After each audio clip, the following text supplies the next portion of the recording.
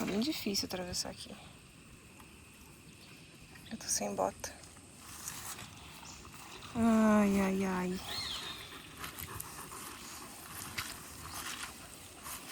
Bora.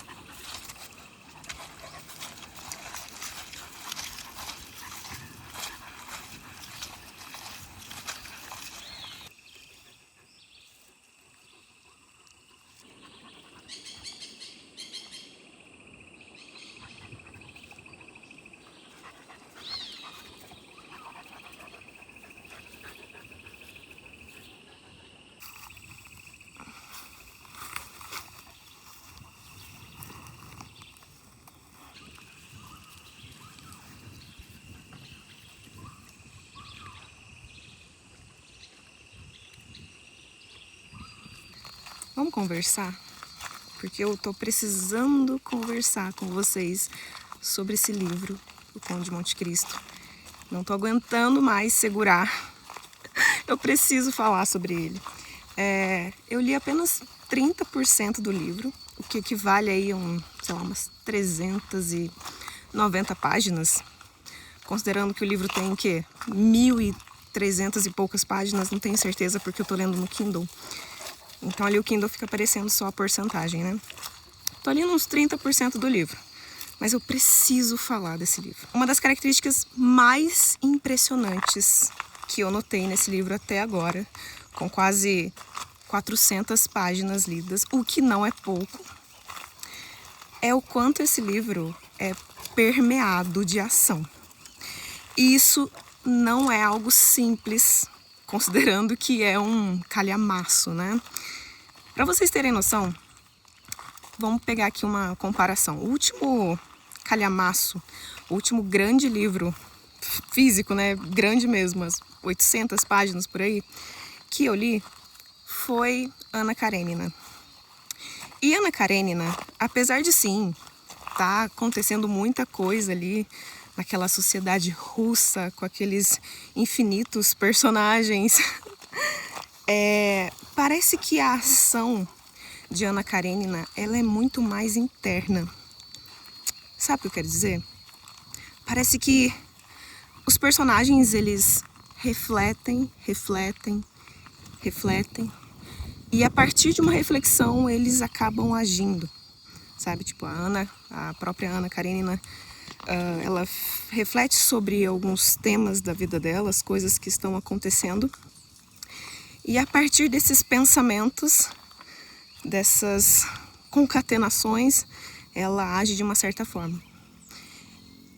E o Conde de Monte Cristo parece ser ao contrário.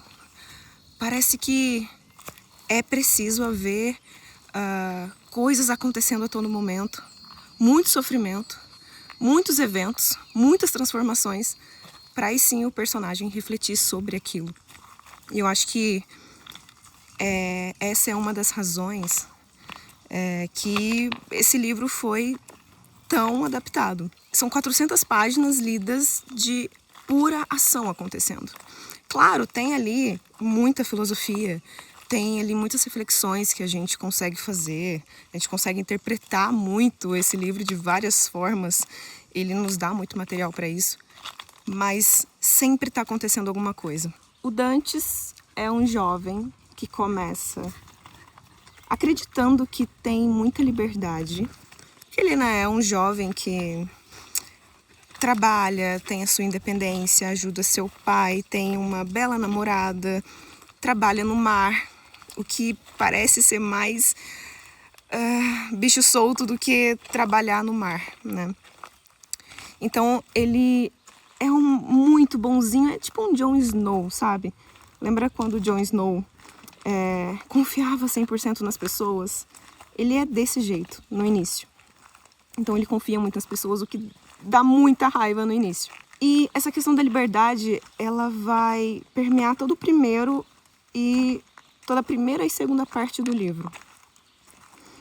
Eu não sei se ela permeia mais, né? Porque eu tô na segunda parte, quase ali entrando na terceira parte. E por enquanto, essa questão de liberdade tá muito em alta, assim, sabe? Tá rodeando a história. E no momento em que o Dantes é preso injustamente. Isso não é exatamente um spoiler, porque a história é sobre isso, né? O homem que é preso injustamente e depois ele pensa na sua vingança, ele arquiteta a sua vingança. Quando ele é preso, ele realmente se revolta de uma forma tão intensa que em pouquíssimos capítulos, você consegue sentir. Isso é o mais impressionante do livro.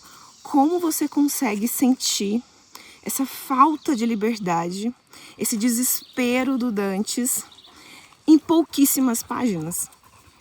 O Dumas, ele não fica por muito tempo escrevendo como está sendo desgastante, sofrido, como está sendo desesperador. O Dantes está naquela prisão. Em pouquíssimas palavras, ele consegue fazer com que a gente sinta todo aquele desespero, toda aquela, sabe, aquela falta de ar que o Dantes está sentindo. Porque ele não simplesmente foi preso junto com várias pessoas. Ele foi preso com 19 anos, sem qualquer experiência de vida. Acho que o Dantes nunca tinha lido nenhum livro na vida dele. E ele está sozinho em uma cela. Isso que é o mais desesperador. E ele passa tantos anos na prisão que ele acredita que o que daria alívio para ele seria escutar a voz de alguém, conversar com alguém. Só que você vai lendo e descobrindo que isso é só uma parte da liberdade. Quando ele conhece o seu mentor, um velho italiano, se não me engano o nome dele é Faria, ou pelo menos ele diz que é Faria. O Faria é um velho que viveu muitas coisas, leu muitos bons livros, na verdade não muitos. Ele até diz que você não precisa ler todos os livros do mundo para ser uma pessoa conhecedora sobre as coisas. Não precisa ler todos os livros do mundo para ser inteligente. Você precisa só ler os bons. E quando ele conhece o Faria, em um certo momento do livro, ele percebe que aquela liberdade que ele tanto busca, na verdade, é só uma parte do que é verdadeiramente uma liberdade, ser livre. Que essa é somente uma liberdade física. Que existe uma liberdade espiritual, existe uma liberdade mental, emocional, que é muito mais profunda do que apenas você estar livre aí andando e navegando pelos mares. Isso é muito bonito. Porque o Faria, ele, ao contrário do Dantes, é uma pessoa que não só viveu muito, como ele é uma pessoa curiosa.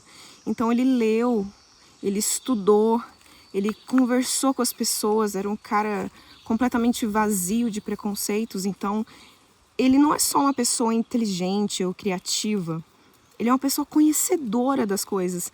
E sempre quando ele se sente preso, o Faria, ele recorre à sua memória para reviver todos aqueles momentos. Ele não está sozinho, entende? Por conta da sua curiosidade, a sua experiência, ele consegue reviver todos esses momentos e não se sentir mais sozinho. Tanto que o Dantes aprende isso, e quando o Dantes consegue finalmente sair da prisão, ele não vai para a sociedade, ele vai para uma caverna. Porque ele aprendeu que a liberdade física é uma partículazinha só da liberdade. Que uma pessoa presa pode estar livre também. Isso é muito bonito. Não sei se isso vai continuar pelo resto do livro. A gente já está numa outra parte.